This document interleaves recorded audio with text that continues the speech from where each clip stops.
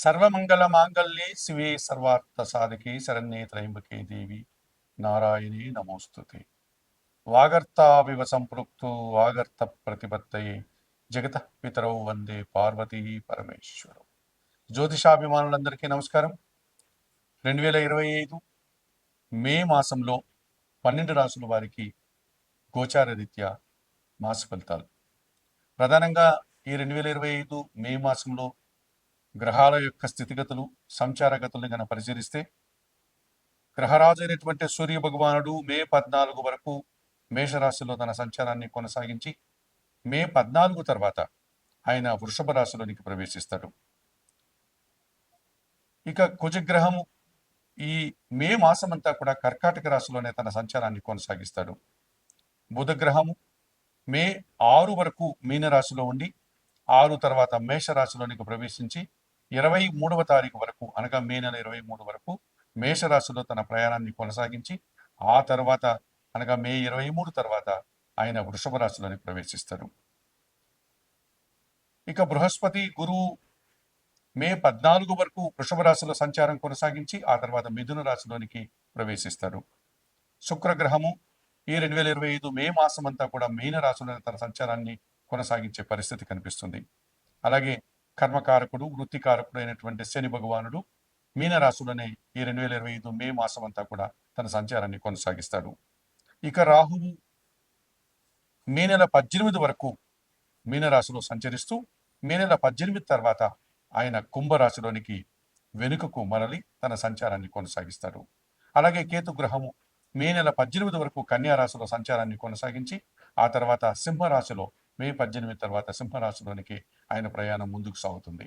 ఈ రకంగా 2025 మే మాసంలో గ్రహాల యొక్క స్థితిగతులు ఉన్నాయి. ఇప్పుడు 12 రాశుల్లో 2025 మే నెలలో సింహరాశి వారి యొక్క మాస ఫలితాలు. ఈ సింహరాశి వారికి 2025 మే మాసంలో జన్మరాశ్యాధిపతి అయినటువంటి సూర్య భగవానుడు మే 14 నుంచి వృషభ రాశిలో దశమ భావంలో సంచరించడం వల్ల వృత్తి ఉద్యోగ వ్యాపారాల్లో అభివృద్ధిని సాధిస్తారు. అధికారుల అండదండలతో మంచి ఆదాయాన్ని అందుకుంటారు. రాజకీయ నాయకులకు నూతన అవకాశం ఉంటుంది. తండ్రి నుంచి, ప్రభుత్వం నుంచి సహకారాన్ని పొందుతారు. నూతన ఉద్యోగాలు కూడా మీకు లభించే వాతావరణం ఉంది. ద్వితీయ లాభాధిపతి అయినటువంటి బుధుడు మే మొదటి వారంలో మీనరాశిలో, అనగా అష్టమ భావంలో, మే చివరి మాసంలో, అనగా దశమ భావంలో వృషభ రాశిలో సంచరించడం వల్ల మీ మాటకు విలువ పెరుగుతుంది. సమాజంలో వ్యాపారాభివృద్ధిని అందుకోగలుగుతారు. వృత్తి ఉద్యోగ వ్యాపారాల్లో అభివృద్ధిని, ఆదాయాన్ని, ఆర్థికపరమైనటువంటి బలాన్ని పుంజుకోగలుగుతారు. ఇక పంచమ అష్టమాధిపతి అయినటువంటి గురువు మే 14 తర్వాత లాభభావంలో మిథున రాశిలో సంచారం కొనసాగించడం వల్ల సింహరాశి వారికి మీ ఆలోచనలు కార్యరూపం దాలుస్తుంది. సంతానం అభివృద్ధి పదంలో ముందుకు సాగుతుంది. ఆత్మీయుల సహకారంతో ఆనందంగా ఉంటారు. ఆకస్మికంగా ఆదాయాన్ని, పేరు ప్రఖ్యాతులను తెచ్చుకోగలుగుతారు. తృతీయ దశమాధిపతి అయినటువంటి శుక్రుడు ఈ నెలంతా కూడా అష్టమ భావంలో మీనరాశిలో సంచారం కొనసాగించడం వల్ల స్త్రీజన సహకారంతో కొన్ని నూతన కార్యక్రమాలు నిర్వర్తించే విజయాన్ని అందుకోగలుగుతారు. శుభకార్యాల నిర్వహణ మనశ్శాంతిని ప్రసాదిస్తుంది. విందు వినోదాల్లో పాల్గొని ఆనందంగా కాలం గడుపుతారు. చతుర్థ భాగ్యాధిపతి అయినటువంటి కుజుడు ఈ నెలంతా కూడా వ్యయము